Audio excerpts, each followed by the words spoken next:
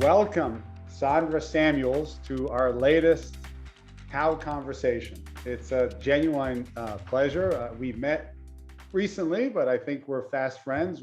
Sondra and her husband, Don, are recognized and admired and respected national leaders committed in their terms to results-based leadership, leadership that really inspires impact and to accountability in that regard.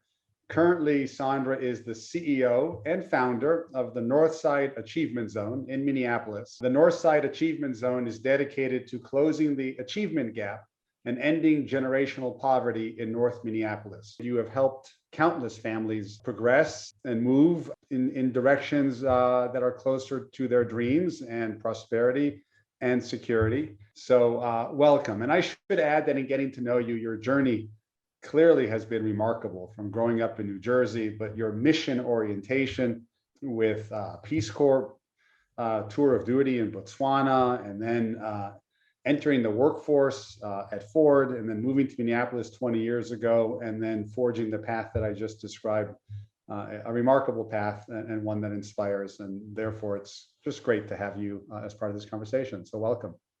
So, thank you, Dov. And by the way, such an honor to be with you today. Tell me about, chapters or crucibles or key moments of truth on your journey that have really made you look in the mirror and in a self-conscious way, see a leader, forge a path of leadership. Where did all that come from? What the source of that, and how did it all come together for you? I was born in 65. You had the Newark riots in 67.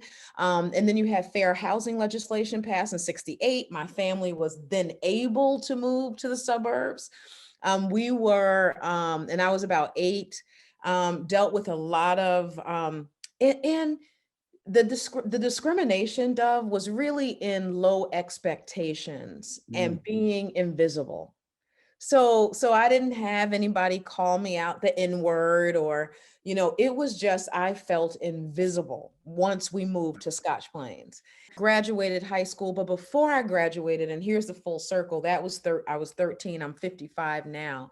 The first young African-American male that I knew was murdered, and his name was Butch. And the only challenge Butch had at the time, he wasn't in a gang, his dad was a cop, is that Butch would slap girls on our bottoms and run. So I think before he died, I remember chasing him across our field, but was in the wrong place at the wrong time. But I remember, Dov, when Butch got murdered, I wanted the world to stop. Like, you can't just do a funeral and keep going. And but it didn't stop, and the adults kept going. And I questioned that, like, this is important. And that has stuck with me. Butch's death, and there's been a subsequent of deaths after that. Many cousins of mine, Skip and Mookie, and I can talk about all of it. But that really was a catalyzing event for me. And it was like, when I become an adult, Butch's death will matter. Butch's life will matter. And I feel like with this surge in violence across our country, certainly in my community, I feel like that 13-year-old again. Wow. But this time I'm a big girl, and I have a perch, and I can do some things. So you made this point just now, moving into some of the topic of today, because we're gonna talk about leadership and your playbook for leadership and your principles of leadership. And one of Naz's guiding beliefs is that families are leaders. Espouse a bit kind of this guiding belief that families are leaders. What's that about? And then let's move more into leadership. I'd like to understand your leadership playbook, because it's all about fostering community of shared values. Yeah, absolutely, Dov. We used to call, so parents are leaders. We say there's so many things that, as a leader or an engaged person, these sayings you get, right? That, and they feel good, and you say them, and I say them in speeches. But what's really become real to me is, like, so much of our model around two generation approach, working with both parents and their children, and doing this holistic wraparound, comprehensive community supports on the ground. we talked about parents as leaders, and they were always under our kind of umbrella of community engagement and parent engagement, right? And that we were engaging them to be leaders. And what I, as leaders, excuse me, but what I talk about more, and I know it's really nuanced, but I talk about power more than leadership, parent power, but the power that parents have to shape our country, to shape who we become as a people is so seismic, like you can't even measure it. And to be able to, and we all have it, the person who thinks they're most powerless, they have power. And to walk beside a community and help people to step into that power with the awareness, with the tools, with the education, with the knowledge to do that. I think that those of us who have been fortunate enough to have education, to be in positions of power, to have connections, cash, and cachet. One of those three. I used to, complain and say, how they say, instead of cursing the darkness, turn on a light. And I would go places and say, oh, I can't believe this isn't happening. And I can't believe they're not doing that. And it's Don who would say to me, like, but honey, that's why you're there. Like, you're there. And you have that sensibility, you get to raise that. Something And to do. Yeah. yeah, and so I'm starting to see that, but I can only see it in relationship Right. and in community, with the parents, with my partners, with those that I'm walking beside who are also walking beside me. Right. So speaking of seeing and seeing your role and opportunity and helping others see, we all know that you were at the center of, I mean, Minneapolis is where George Floyd was murdered. Yes. And that happened in the middle of a pandemic and an economic downturn. I mean, just a set of just really trying times and unnerving and disorienting days. And in the middle of it all, you were very outspoken around how members of your community are being disproportionately affected and harmed. How did you, I don't know, how did you stand tall in that moment and really focus on how we come together? And where'd the strength come from?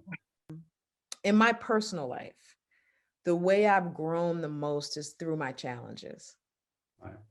I mean, just is. And I see that happening for us as a society. We're in growing pains right now, right? And where people are waking up and they're saying, oh, and we're seeing things that people experience. We're seeing other people's maps, right? The way they see them. And then we're calibrating our shared community based on that. George Floyd's murder was the tip of a racism iceberg, a tip of an iceberg of not understanding our shared experiences of African-American folks, the foundation of our country that was never about everybody, right? We're still working that thing out, this great American experiment. But that was a tip of the iceberg. Under the waterline, which we know is the more dangerous part of an iceberg, is also the racism in terms of housing and health and income and wealth and education. So the disparities, the racism that's just baked into our country, we finally get this opportunity to look at the whole iceberg. And George reminds me of so many kids here in North Minneapolis, this very African-American community that I live in. Who are we as the adults of a community if we cannot protect our children? I mean, how a society relates to and protects its own children. Yes, that is probably the single most important measure of the health and vibrancy of a society. And that is for me why my husband and I and other folks across the city realize that we have to provide, Dov, what you call moral leadership right now. So you've taken upon yourself to contribute to a strengthening of community at a time of great polarization, where people are putting very long, deep stakes in the ground on some issues like defund the police. How are you going about navigating the gray, not just going from one person's outrage to you're outraged, I'm outraged that you're outraged? How do you pause Right. and have that conversation so that there's some possibility of seeing the same map, to use your frame?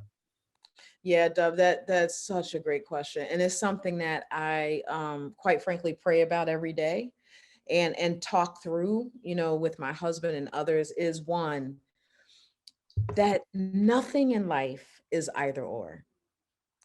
There's always gray. And the older you get, you start understanding the nuance of both and, right? So many things are both and being able to, Dove, start out with, I understand why people want to defund the police.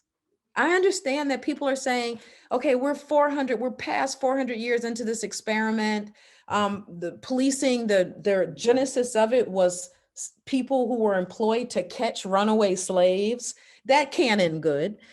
I mean, I know people who have had their heads bashed in, who were so mistreated by the police. I on a I feel like I watched George Floyd. I understand that. And so I start with that. I mean, there are some mutually enhancing interdependencies. That's what we have. We need the police, they need us, and vice versa. How do we recreate, reimagine what policing in relationship, addressing, transforming culture, ensuring the social supports for communities like ours that have been denied, and having sufficient levels of policing? Now we know that this grand project that we're still in the grip of, the Yeah, American project that we yeah, believe in, if we're going to make it more inclusive and more equal, it's going to take this type of interdependent set of changes, right? Health, yes, education, community vibrancy, etc. it Well, is. that's long term. It is. How do you live Right, in, how do you live in both worlds of right, enlisting people in, it might take a long time, but let's make real progress, let's forge ahead. And yeah, at the same time, there's urgent imperatives now. How do you right, mediate that tension, the urgency and big systems change? right. So one is really two things. One, you have to have mercy along with justice, Mm, right? Justice can be harsh if yeah. you don't have mercy as well, right? And I'm thinking about that with all of us, as we're fighting for justice, that we have to have mercy. I've said it publicly, Dove, that every police officer is not officer chosen, right? They're not. I can name police officers that I love and who put themselves in harm's way for me every single day. And so while I demand justice, I also, when I think of all of the men and women, right, I also have to mete out mercy to them, to people who don't agree with me, to even myself, in doing this work. And highlighting, so justice, mercy, and highlighting, Dove, I think what's important is our hypocrisy. And hopefully not in a shaming way, because that is a feature of humanity. We talked about systems. All this is happening in a system of democracy that Yes. has been challenged, especially of late, Yes. but it's Yeah, also happening in an economic system of capitalism.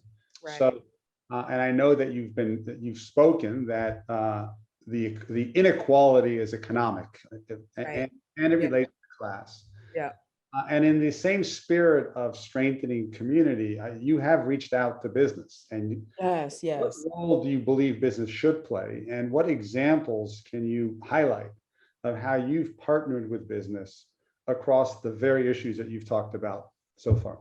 There are men and women who are not perfect. I'm not perfect either, who are leading corporations and organizations here in the Twin Cities who I absolutely feel like they're my partners in transformation. And in terms of funding, I have an $11 million organization, about close to 60 employees. We've been doing work for, a decade now. And You know, we don't sell cars. I used to work for Ford Motor Company. We don't sell anything.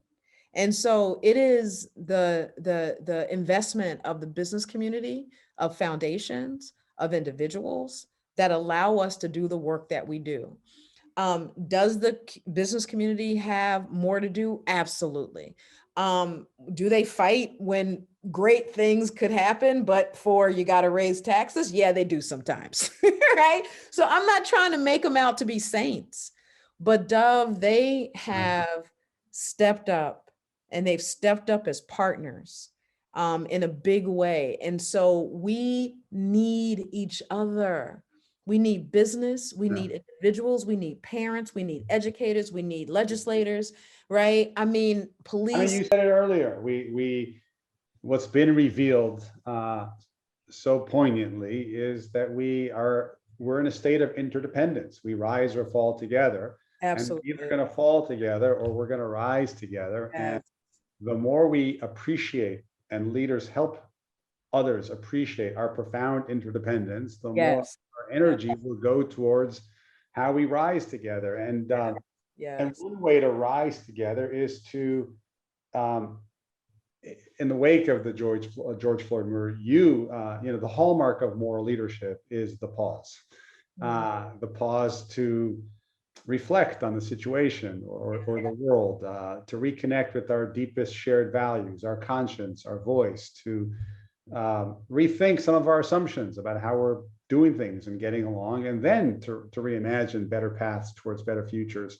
You actually explicitly invited folks in Minneapolis to pause on a daily basis, because you had this intuition that it's through the pause that you can reflect and then reimagine. What did you learn from this exercise of daily pausing? Did it dissipate some of the outrage and create the space for conversation where people can see more commonality? I'm just really fascinated by what you might have learned through this practice of daily pausing. Yeah. You know, Dov, you kind of just said it, you know, around, and in fact, sometimes I sign my emails only together, right? And so the mutually enhancing interdependencies, it's actually like the fact that the world was created that we need each other is like so good. I mean, it's just so good. And we're in this place right now, Dov, and it's an honorable place, you know, and I think those of us in any leadership capacity, that has to be our rallying cry. You know, I don't move forward without you, and you don't move forward without me, no matter how much you think you do. And it's wonderful. It's wonderful. And it's and I said we started something here, Dov, we started last summer because we couldn't figure out what to do in terms of all the ways people were feeling because of the George Floyd murder. And we started a prayer tent. And we invited people of all faith traditions and no faith tradition to come and to be silent on mats in the sweltering heat from 9 to 10 for 8 minutes and 46 seconds. Dov, it was one of the most powerful things I've experienced. And it was about us understanding, you know, here's the deal, and then I'm done. I could go on, but you know, our vulnerability, when we're willing to be vulnerable, that makes us invulnerable. Right. Right? That's our superpower. Well, those are hopeful and hope-inspiring last words. Thank you, Sondra. Oh, thank you, Dov.